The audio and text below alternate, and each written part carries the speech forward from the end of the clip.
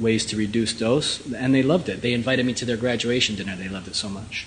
So in the worst scenario, the source above the table, using no barrier protection, you can get huge doses to the eye.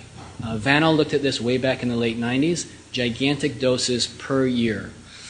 And later work done actually with Zeev Haskell, an interventional radiologist, in 2008.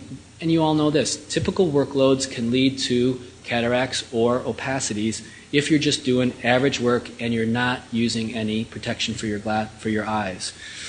Newer data shows, based on a whole bunch of different things, patient dose, radiologic technologist dose, atom bomb survivors, the Chernobyl cleanup crew, all those things are pointing to the fact that the dose that will cause damage to the eyes is much lower.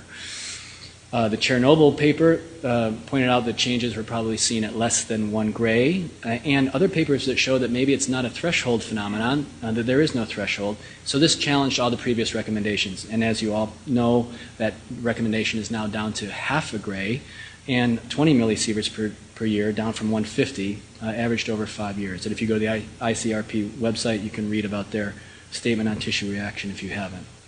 So recently, somebody pointed this paper out to me very recently, retrospective cumulative dose in middle-aged interventionalists, this is cardiologists, 22 years working, their dose was to the eye was between 25 and 1600 millisieverts, and 60% of them went over that recommended 20 millisievert per dose year.